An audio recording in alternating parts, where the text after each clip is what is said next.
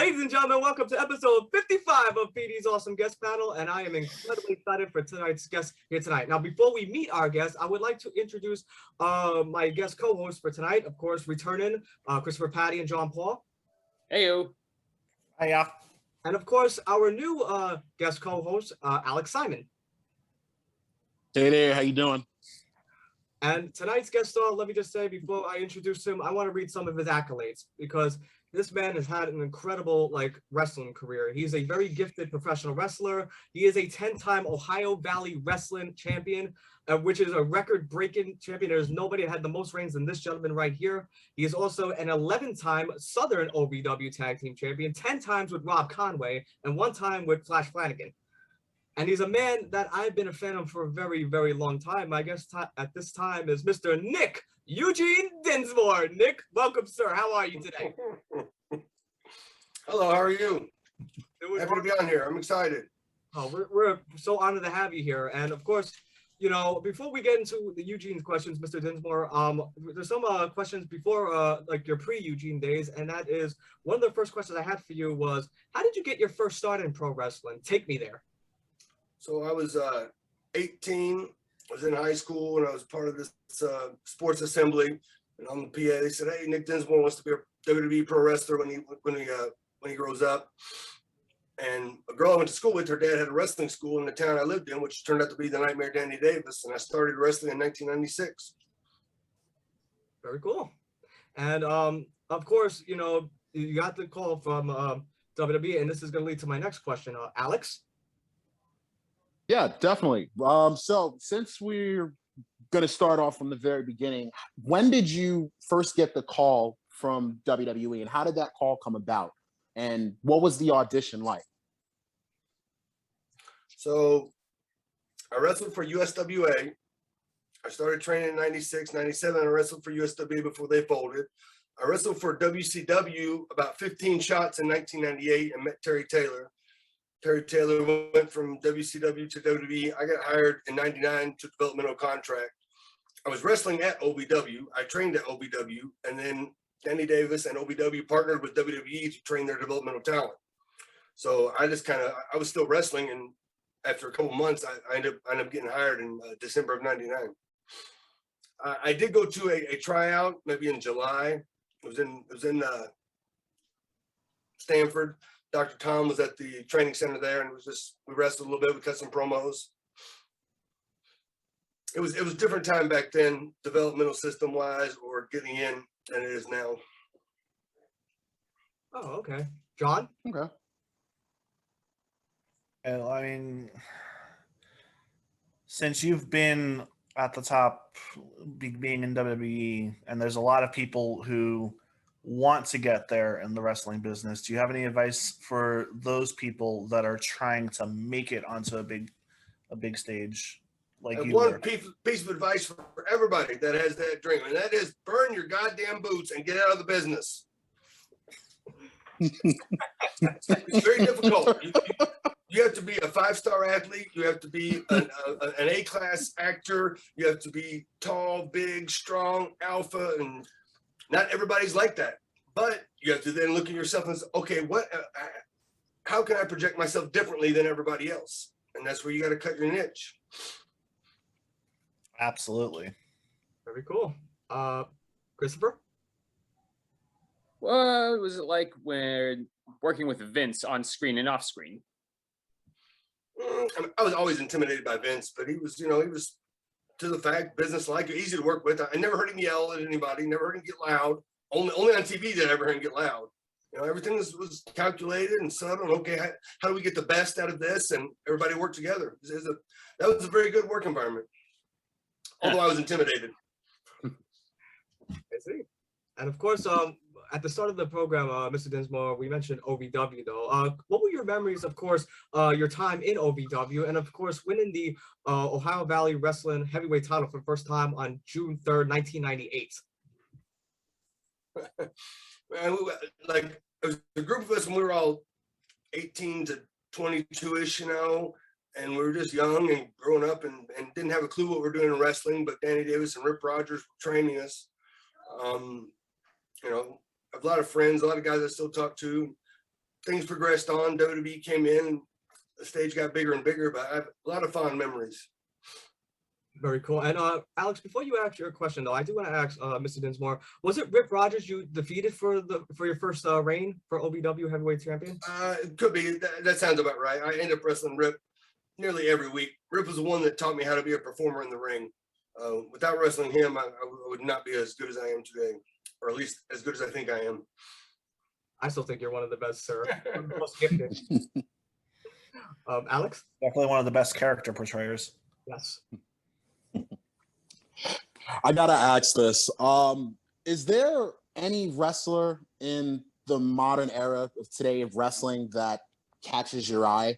And not just limited to WWE, to AEW, ROH, New Japan, TNA. Is there any specific wrestler that you feel that you're very much interested in and you feel is definitely a big name that people really need to be looking out for? Well, I might not follow the product as much as you guys do, but even when I'm still touring now, independent wrestling, but I met Kushida years back. He even came to my house when he came to America for the first time, and he's doing fantastic. I helped train Chad Gable, and I think he's a heck of a talent, but I don't know if I don't think they're using him now or not, but they should be. He's phenomenal. Definitely. Yes. John? He kind of just answered that he doesn't really follow the current product anymore. I mean, I follow it like on Twitter and stuff, so I see the headlines and I see, whatever happens on Raw that they're going to push on social media, I'll see that, but I don't follow it, tight. Oh, I see. Christopher, you had a question? Before you arrived in WWE, did you have any adversity that you had to overcome in your wrestling career? I was seen as a sexual object. I really felt like I was a guy that was in the right place at the right time, and I just had some good trainers and good things happened, and I kept putting back into it, and everything worked out. I see. Now, I didn't want to ask too. Now we're going to get to the Eugene questions, though, because let me just say, sir, before I ask my question, that I felt like you during Raw Homecoming of 2005 when you met all the legends on stage. And that's how I feel right now interviewing you. And my question is, pardon me, how did the Eugene character come about, and who first pitched the idea? So Rip Rogers' son has autism. Rip, probably 2003, gave me the idea for a character, Rain Man type character that maybe can't tie his shoes. He's not very social to everybody in the locker room. But the minute the bell rings, he can do everything flawlessly that he's seen in the ring. So the agents would come down, Dean Malenko, Arn Anderson, Fit Finley, and I pitched it to them. And they, wrestling's gone beyond that gimmicky stuff. We don't do that anymore. Okay. A couple months later, the writers came down, pitched it to the writers. Oh, Vince would never do anything like that. We don't do anything like that. Okay. So I'd seen a lot of guys complain about being in Louisville, about wrestling in the developmental league, and then they end up getting called up. So I thought, I'm going to try it. I had no intention of quitting, but I told Doug Basham, I said, I think I'm going to quit and try to go to Japan. Didn't know anybody in Japan. I was doing pro wrestling, living at home in my own bed every night, so I was not going to quit. But got up the ladder. Doug told Dean Malenko, Dean tells Johnny Ace, and then all of a sudden I know I'm sitting in a meeting with Vince McMahon and Stephanie. And Vince goes, I want to get back to character-based wrestling. And the idea that I thought about 8 months earlier, I just pitched it out, just like I said there. Yep. Steve Austin walks in. So this was February 2004. Austin came back for a Saturday's main event, I think. Austin comes in. Vince goes, Steve, you seen this guy wrestle? He goes, no, I don't think I have. I said, well, Danny Davis trained me, because I knew Danny Davis and Steve Austin befriended one another when they both wrestled in Dallas. So Austin goes, well, he's probably one of the best. And it was like that vote of confidence. And Vince's like, all right, great, we'll start on Monday. But we really didn't start on Monday. The process started on Monday, probably the creative writing. Oh, okay. Alex? So I know you said you don't follow the current product, but do you think the Eugene character would fit in the modern era of wrestling, or just in sports entertainment as a whole in today's society? In WWE, yes, because they can make anything work. They took the mask off of Kane and made you believe it, and then they put it back on him and made you believe it. They can do anything they want if they put the juice on it, you know? If they put the good guys on it and they get the best ideas, they can make anything make sense. Sometimes it's kind of like, you know, inconsequential, or I don't know. Sometimes it doesn't hit the mark, but the times that they have, you know, they can do it. Other wrestling companies, I don't know, maybe they're still proving themselves. I see. John? Okay, let me preface this next question by saying that both me and Peter work with special needs individuals, and to see somebody portray somebody with special needs and portray it well on TV was a sight to behold. So for your work on that, I want to thank you Yes. for bringing exposure to a community that doesn't normally get any kind of real exposure in a positive way.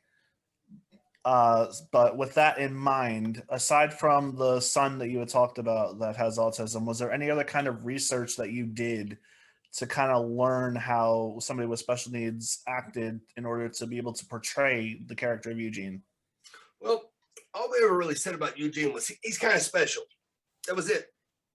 And so everybody could draw their own conclusions. But what I did is I looked at kids, and I tried to think in my head, what is the most like naive, you know, innocent thought I can think, and how about I liked wrestling or how I saw the world, you know? And I would see kids get excited, get scared or whatever, and I just try to kind of package that, because I also knew SmackDown, the brands were split. SmackDown had a kid's character, they had Hurricane, but Raw didn't have a kid's character. And it's not that Eugene was special needs, although I ended up coming out and saying that when Linda ran for Senate. I did say that.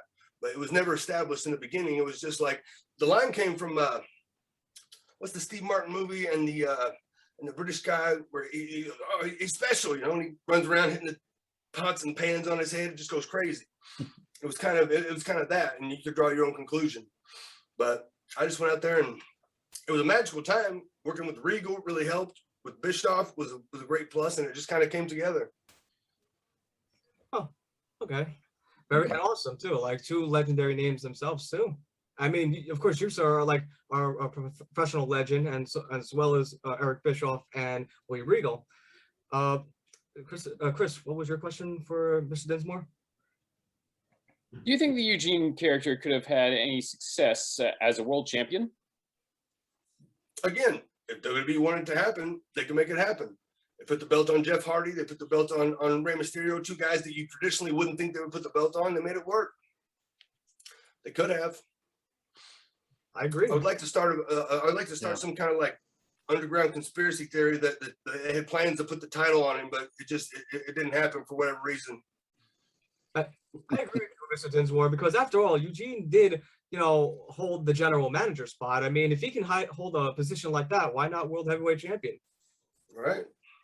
And I know you talked about William Regal. You mentioned that. I just want to know, because my next question was going to be a William Regal related question. And of course, that was, you know, whose idea was it to pair you with William? And of course, winning the world tag team titles with him in November of 2004. I assume it was Brian Gerwick, the writer, that put him in. He had just come back from a long time ailment or injury. There was a way to tie him back in, and it made a perfect sense to have the odd couple pairing. To have Eugene as Eric Bischoff's nephew was great, because then that gave me instant credibility, but it was also kind of a knock on Bischoff. You know, the special kid is Bischoff's nephew. I don't think that anybody thought it was going to work. I don't think they thought I could go out and get over. But I knew once I got in the ring, I could do it. And I don't know where the character came from. It literally just, when I was in the moment, the energy poured out. And I haven't been able to replicate it since. I can do it now, but it's not the same. It's not the passion. I don't know. I don't know what it is. Right. I see. Totally understandable. Did you see the who's the guy that was in the mask? Jim Carrey. Jim Carrey talking about playing Andy Kaufman. And he said they wanted him to come back and do it in the video, and he couldn't do it because he was out of that moment, and he couldn't go back into it. Andy was gone. He said, but for that time, like when he filmed that movie, it was like he was in sync with something in the universe that made him portray this character. I don't know. Similar to that. Okay. Alex? So when I remember the Eugene character, one of my fondest memories of the character was when you were working with Triple H. I thought it was truly good stuff. What was your memories, or what was your thoughts of working with legends like Triple H and Shawn Michaels, and just being able to just pick their brains and being able to work with them on TV? Well, when Triple H wanted to work with Eugene, then I knew that Eugene was getting over. And that's when they really, you watch the guys that they want to push, at least when I was there, they would do close-ups on their face. I always remember you could see Eddie's expression all the time. His face was always on TV. If they don't want to push guys, they'll pan back and just shoot the ring. And I noticed myself. Then they started zooming in on me, and they're putting the pencil behind me. And, you know, I was honored that I had the ability to go out and get over that the top guy wanted to work with me. John, before you ask your question, though, Alex, did you have a favorite Eugene Triple H moment? Yes. I was talking to Peter about this last night. Is Triple H your favorite wrestler? Well, I mean, it's probably not favorite. No, I mean, but he's a phenomenal wrestler, and he's worthy of the praise that he gets. But me, my favorite wrestlers are what I remember as a kid watching wrestling. Dynamite Kid, Tiger Mask, guys like that just like revolutionized the business for me. Okay, and I do want to say, this is more. I absolutely loved your scene with Triple H and Shawn Michaels in 2006 when you wanted to get the bounty, and you're like, "I'm here for the bounty," and they get the paper towel. You're like, "Here, it's the quicker picker upper." So I was at home. The tour was overseas in Europe and in England, right? I wasn't on the tour. They flew me from my house to London for TV, and I ended up doing that spot and flying home. That was it. Wow. Oh, wow. I was supposed to have a tag match with Hacksaw, but somehow Hacksaw's flight didn't make it. He couldn't get there. So they just had me, I'm here for the bounty, which was hilarious. I've had fans come to the ring with bounty to give it to me. Yeah. You absolutely nailed that scene, sir. Especially when you're about to hit them and the door hit your fist, and then you ran after them. Like, that was classic. I was hoping that the table would collapse or fall or something, but it didn't fall, so I had to like pour it over. And I noticed the camera guy was starting to turn, so I made some noise, like, "Oh my god!" Like so I could feel that he turned back, and that's when he saw the all upside down shit all over me. I think one of my favorite ones is when Vince poured the green paint in my hair at the beginning of Raw, and then I sat there for almost 2 hours, so this paint hardened and dried and stained my hair, and then he put my head in the toilet. Oh. You were okay afterwards, right? And my hair was stained green because it was longer then, but I ended up cutting it off anyway. So I see. John, What was up with that anyways? Did you end up like pissing off Vince in some way? no. Like when you're gonna have a hair match, you got to show the fans what you're gonna do. So you got to shave somebody's head. And I was thinking before that, I said, okay, well, you got to shave the guy that's got the most sympathy in the company. Who's got most sympathy? Probably Sean. They're not going to shave his head. Okay, who's got second? Oh, fuck, it's me. I knew it weeks before they called me. Yeah, it's going to be me. I mean, but that was my character. That was me. That was my part of the show. I could get beat and it didn't hurt Eugene. People still loved him. When you're over, Shawn Michaels told me this. When you're over, you're always over. And one guy is Doink the Clown. No matter when he comes back, instantly recognizable. Everybody knows the character Doink the Clown. I think Doink the Clown should be in the WWE Hall of Fame. And I think everybody, I'm number 6, should be in the Hall of Fame for Doink. I agree. Okay. Because 6 Doinks, sir. Of course, Steve Kern was one of them, right? Matt Bourne, Steve Kern, Brooklyn Brawler. I believe one of the headbangers was also. I was one. I can't remember. Oh, okay. I used to have it in my mind, but I don't know. I see. John, what was your question? I was just gonna Ray Apollo. Ray Apollo. I just saw Ray Apollo a couple months ago. Ray Apollo. I was just gonna ask what were your thoughts of working with Uncle Eric, like on screen and behind the scenes? So Eric was great to work with. Eric was all about the product. Eric, like the horror stories you hear about him being this evil boss or evil leader or whatever, all these concocted. No way. He's the nicest guy. He was there to do business and he was excited to do it. And he was also not in a management role. He was just in a talent role. And he would come in, do his stuff, and he would do it as best as he could. You know, he was the one that wanted Eugene to shave his head. So he tried to think up the angle and write the whole angle. So we fought and whatever and shaved his head. He's been great. He came to Sioux Falls for me, for my wrestling company. And he said he would come for free if we made a donation to charity. So we made a donation to our local Feeding South Dakota. And Eric Bischoff came and we played musical chairs. He didn't win. I didn't win. Christopher? What were some of your favorite moments in WWE wrestling overall? Well, it's hard to say. I mean, I was in the ring with The Rock. I was in the ring with Hogan at Mania. I pinned Vince McMahon. You could take any of them. Tag team champion. Been around the world, up and down, town to town, coast to coast, like butter and toast. I've been to Kalamazoo, Kathmandu, Timbuktu, Rancho Cucamonga, and Lake Titicaca. And I've learned two things. And that is number two. I don't know. I don't got a joke. You're supposed to have a joke there, but I have a joke ready. Now, I know you mentioned this before, though, like about the Vince shaving your head spot, of course, with the Donald Trump program that he did, Vince. But how did you feel about, like the idea of like getting your head shaved and, of course, being part of that program, the Vince McMahon Donald Trump feud? Oh, man, I was happy to do it. I just wanted to be on the show, and to have the sympathy to get the heat for someone else that's going to get paid off in a main event that involves two billionaires. You know what I mean? That's awesome. Sweet. All right, now, Alex, before you ask your next question, though, can I just say to Nick that two of my favorite Eugene lines will always be, my Uncle Eric always told me I was as smart as an ECW fan. My second favorite line that you said is Eugene was, are you saying boo? Or are you saying you for Eugene? For Eugene. And that's going to lead to the next question. Alex? Yes, that was one of my favorite moments ever. What was it like at ECW One Night Stand? We all know ECW fans are like probably the most rabid fans ever.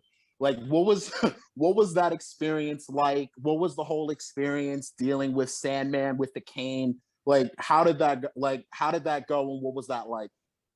Sandman was easy to deal with. I mean, it was just get beat up by the cane, right? He's gonna come out at the right time.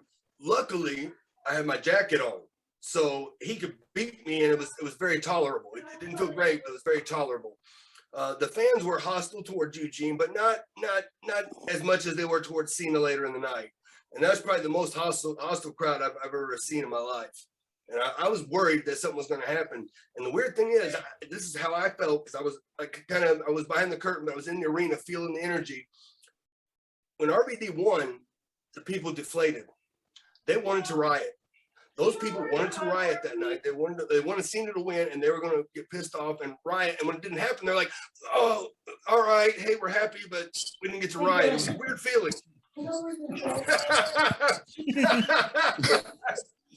Go on, Mom. Nick, Sandman does do like the cane spot, though. Does he really connect like with the head with the top of the cane, or is it? Like, I always wondered that. Hopefully, he gets you in the top of the head. Otherwise, if it goes off, it's going to hit your ear, and that's going to hurt like hell. Oh, man. Yeah, those shots look brutal. Yeah. Well, at the top of the head's the hardest part of the body, so, it doesn't feel great, but it's if you take one and get lost, it's tolerable. And John, before you ask your question, though, I just want to say, like, did you hear the commentary for that show, though, Nick? Because like what Joey Styles said.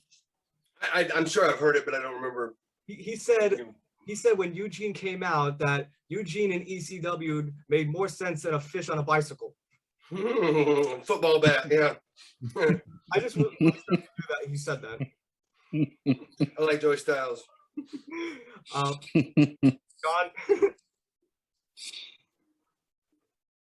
All right, I'm just gonna ask this to have a little bit of fun, like kind of get your head into the Eugene character for a bit. You remember working with Jillian Hall in WWE, correct?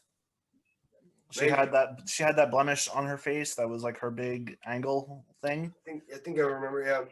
So my question for you is: do you think that the Eugene character would have looked at that blemish and thought it was candy? I don't know. What I wanted to do was to get an inflatable sex doll, but then put it in a wrestling outfit, and Eugene thought it was his wrestling buddy. I guess I wouldn't fly with creative, would it? transvestite, and then Eugene thinks it's a woman, so he's hitting on this transvestite, and everybody's like, "Hey, wait a minute! I want to tell you something about this girl. Don't talk bad about my girl," Eugene would say. Well, I guess I already went with that with Perry Saturn and Moppy, so It's gonna be full legit, man.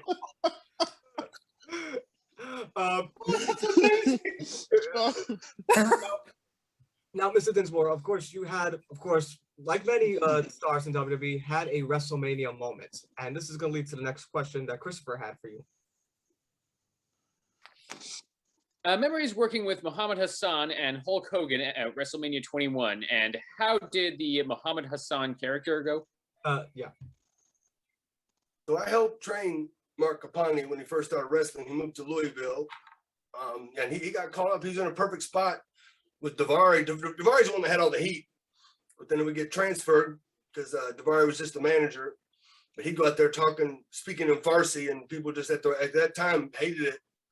And it was a good character, but Mark wasn't long for the business. But he worked hard. I liked him. That segment was, my, like you said, that was my moment in the ring with Hogan. So it's cool. That's awesome. And before we get to the next question, Pete, on the subject of Jillian Hall, what was like the inspiration behind her gimmick?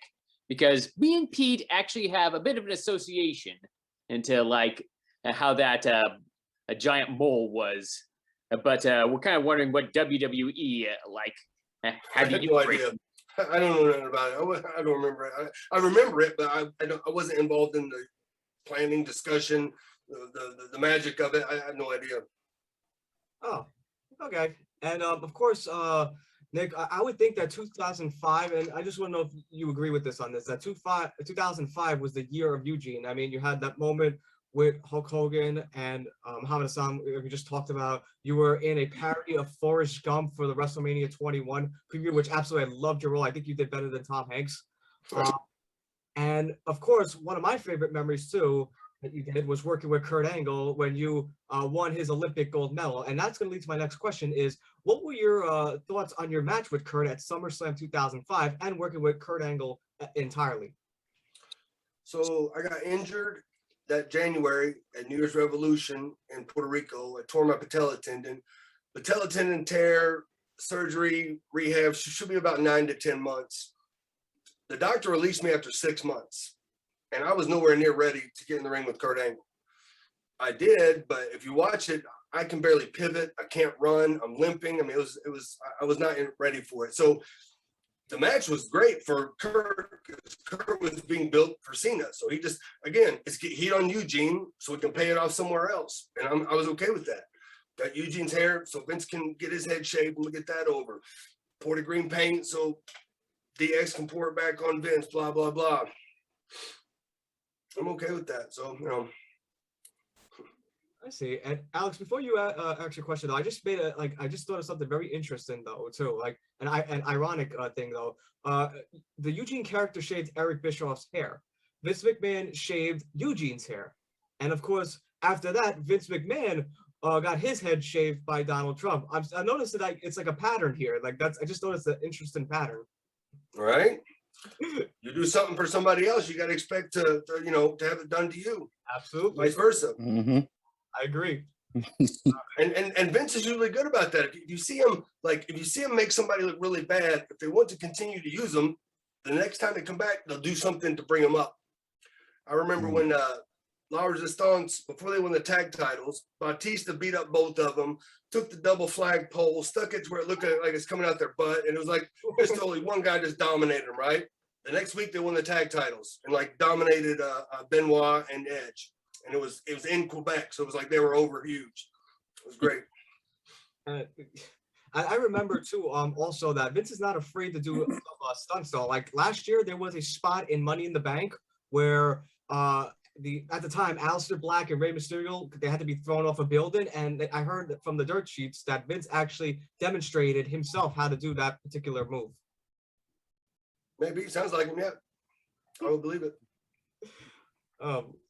Alex. So you've had a great career of just wrestling so many different legends throughout your career, and not just limited to WWE for this question, even for your time in OVW.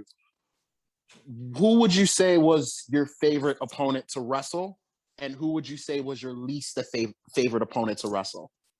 Well, there's no real least favorite. I mean, every time you're in there in front of the crowd, it's great as long as you don't get hurt. And still, and I just mean if somebody's intending to hurt you, you know, if injuries happen, but if someone's intending to hurt you, I wouldn't like to wrestle them. But there's never really been anybody like that. Or if they were in that frame of mind, they would listen to me and say, I could say, hey, give me this move because I know that guy can do it and I can take it and we can work together. But probably Doug Basham or Rob Conway, maybe even Triple H are probably the best opponents I've had. Conway's best partner I've ever had. I mean, we would know like what each other were thinking. Just it was magic. Working with Regal also, I never had that kind of connection with anybody else, so it was fun. Yeah, the chemistry between you and Regal was super awesome. I agree. Mm-hmm. I think he needs to be knighted by the Queen. I always wondered why Bill Dundee was knighted. I would love to see that personally. Me too. So real. Me too. I agree. Be good. They will do a storyline at NXT, I believe. Can Irish people be knighted too? Are they British? Is it just English or British be knighted? I think it's. I don't know. But Fitz should be knighted, but I don't know if it's. He's a Belfast bruiser. Yeah. I agree. John? I'm kind of bouncing off the favorite and least favorite opponent. What was your favorite and least favorite match that you've wrestled? Not limited to WWE as well. Favorite match, the match that made me the most money was probably the one with Triple H. Might have been the one with Kurt Angle. Might have been the segment with Hogan. I don't really remember. Least favorite segments were the ones I got injured in. I hurt my knees, OVW, and on the pay-per-view, hurt my shoulder, my elbows, torn biceps. Sweet. Sucks. Yeah. Whose idea was it to turn you heel in 2006, and how did you feel about the heel turn? It was the creator brought it to me. I wasn't opposed to it, but I probably didn't put as much effort as a performer into it because I was kind of resistant. I didn't really want to do it because I don't know, it didn't feel right. I felt like we should have done it much sooner, and I didn't know if it was going to go anywhere after that because what we do if there's a heel, I don't know.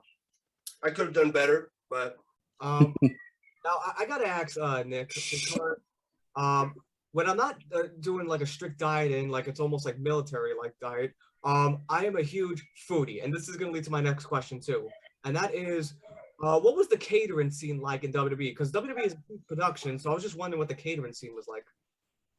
probably the best food you would ever have. I mean, there's a whole team of great culinary chefs that come into town early. They go to the farmer's market, to the grocery stores, and they buy all this food, and they come and they prepare it right there fresh. You know, they got all their instruments, they're this, they're that. They'll pack you to go, you know, you can go when you first get there and eat, and it's usually open for four-ish hours. You can come again at the end of the time, eat again. Cookies, salad, steak, fish, chicken, pasta. I mean, just it's like a big buffet, and it's really good food. The chefs there were phenomenal. That's one thing I love. We went to Italy, and they had like, I don't know, there was the dessert tray was like overflowing, like the dessert table, and I was like, oh my god, the desserts in Italy are so good. That's all I do, just eat desserts all week. And did you have a favorite meal though in catering? I don't know. It just depended. I mean, sometimes like they'd have cereal. You could just eat cereal if you wanted to. I enjoyed that because it was something quick and light, you know. But the steak was good. Just depending on what they cook, because also it would be different every week. Wasn't always the same thing. They would, I think they would go and see what the fresh vegetables were and what the fresh meats, and they would get that and then make something from it. Oh, okay. Alex? So if WWE decided to give you a call back as a performer, would you take that call or would you be interested in going back? And if you did, what would be something that you would do differently versus your previous runs with the company? Well, of course, I would accept it, and that'd be a dream come true. But I would know going in that I'm probably going to have a limited time there because that's what they do as a performer gets older. They might bring them in for one spot or something, but it's going to be a short shelf life. You hope you can stretch it out. But if you think that way, okay, I'm going to be here for 3 months, maybe a year. I'm going to try to get as much out of it as I can, get as much exposure, because then I can carry on from that. The average career span of a WWE superstar used to be, I think it still is, like 4.5 years. So if somebody goes in and thinks, I'm going to try to get as much out of this 4 years, hopefully it stretches, you get an Undertaker career, but that's not everybody. Right.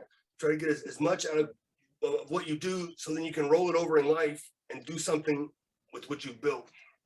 Right. Carry that on to another business that carries you throughout your life. Because for the most part, most guys aren't going to retire from pro wrestling. And even the most guys, because if you go up and you make it, I don't know what the paying is like now. It used to be you would make a set amount, but you got to think a third of that's going to go to taxes right away. Another third is going to go to expenses on the road because you had to pay your own hotel, your own food on the road, stuff like that.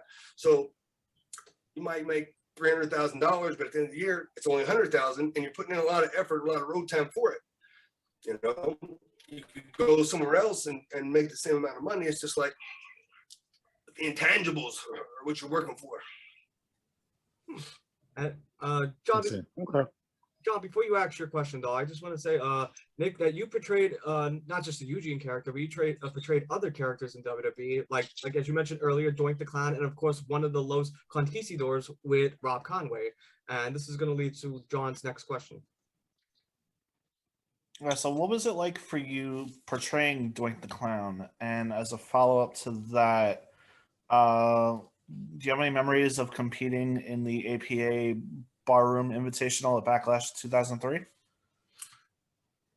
I don't know. I was just happy to, that I was thought of to be able to be Doink the Clown. They brought me out. And I think there was a moment when Doink comes out and everybody thinks it's Brooklyn Brawler, then Brawler comes out, or vice versa, like that. And it's like, and then he ended up nailing me. But what's more memorable was then the match I had to set, because I did it at the pay-per-view, and then SmackDown, I believe, was taped on Tuesday, SmackDown, I believe, was taped on Tuesday, and I stayed and I wrestled Benoit, and they said, okay, we want, Doink the Clown to go 12 minutes on SmackDown with Benoit. I said, wait a minute, this guy hadn't been on TV in 15 years. Doink the Clown is going to go 12 minutes with like one of the upper guys. Yeah, that's what we want. We want a wrestling match because they knew I could wrestle. Okay. They come back a little bit later. They said, well, you guys got 8 minutes. Okay. Come back a little later. You guys got 5 minutes. You got 3. You got 1 minute. And that's what it was supposed to be. Benoit was supposed to just cut through Doink the Clown. I don't know why they thought they were going to try that, or if they were just telling me that. I guess as a follow-up, since you mentioned him, can you share any thoughts on working with Benoit? Oh, he was awesome. Traveled with him. He came to Louisville and wrestled me when I was still in OVW and made me a star in Louisville. Within the Triple H angle, I was working with Benoit because he was right there through the whole thing. He's the one that had the title that Hunter was chasing, and Eugene gets involved in the mix. Yeah.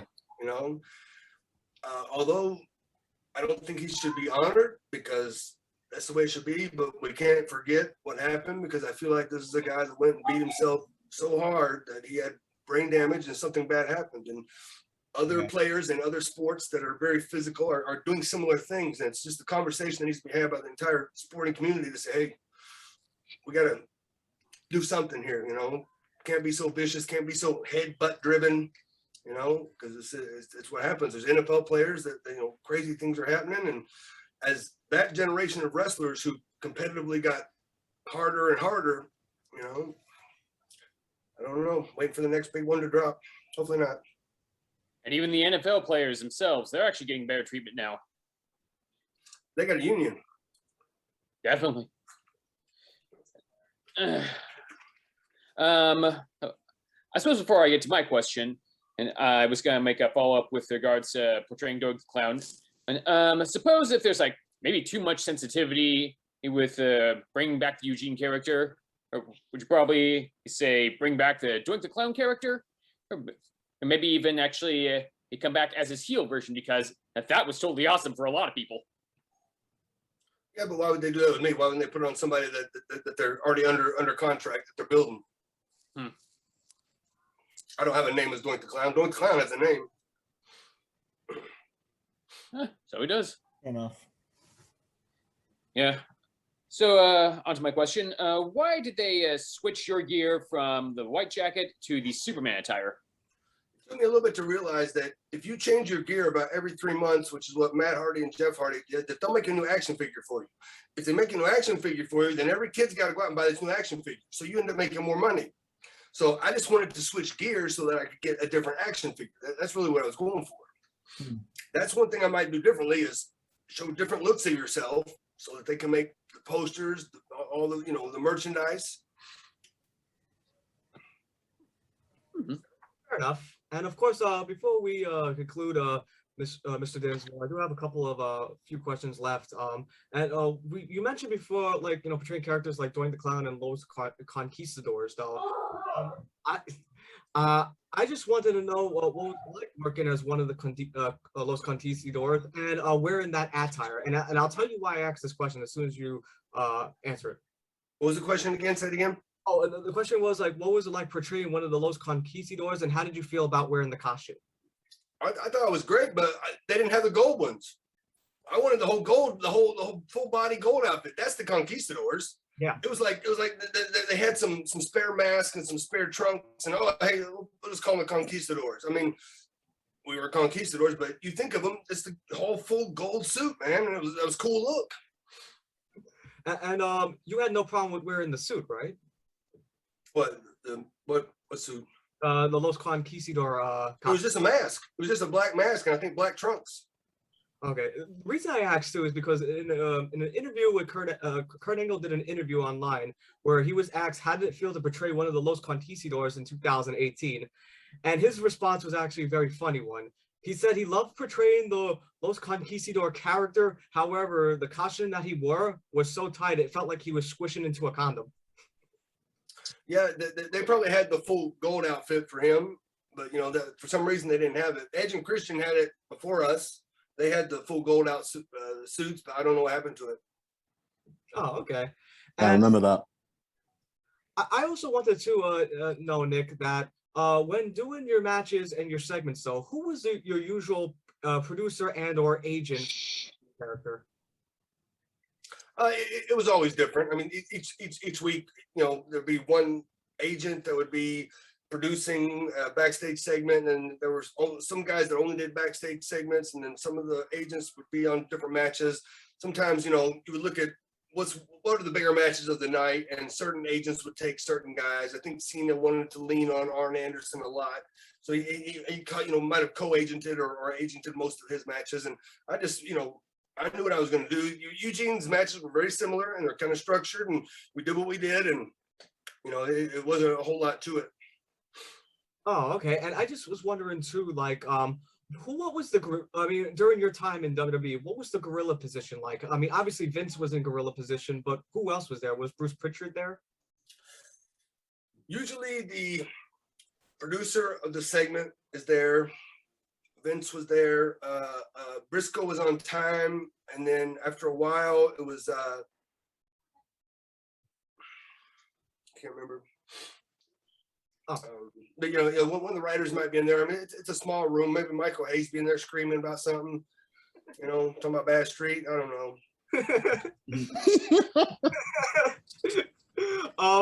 Now, do you gentlemen have any final questions for Mr. Dinsmore? Well, I suppose I have one since we still have time. Which brand did you prefer working on, Raw or SmackDown? Well, at the time, Raw was live and SmackDown was taped, and SmackDown definitely had a more relaxed feel, which for some people, that's a better work environment, and Raw had a little bit more, I don't know, the energetic feel. I don't know if it's because SmackDown is all in blue and Raw is all in red and yellowish. I don't know what it is. If it's just that the aspect of being live, because SmackDown is essentially live to tape. They can edit, but they rarely do. They would just switch cameras and whatnot. But you know, being on the tour and just being around and being in the mix was, you know, the main thing. Okay. Alex, John? So I was actually watching this just earlier today on YouTube, because I remember, because there was a time where WWE had brought you back for a one-time for a match where you would wrestle the Calgary Kid, aka The Miz, on a contract on a pole match on Raw. What was that experience like, just coming back and just working with Miz? And what are your thoughts on Miz as a person overall? That was the last match Eugene had on Raw. I don't know. I'd like to come back and beat the bejesus out of him and get a win back over. That's what I really want to do. I never liked The Miz. He's a stuck-up punk, what he is. No, even in real life? Only when he's in Calgary. Okay.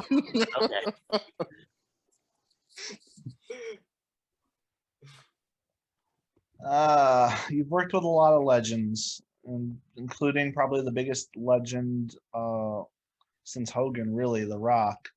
What was, like, when you found out you were going to be doing a segment with The Rock, how did you feel about it? And would you consider that the moment when you really were over?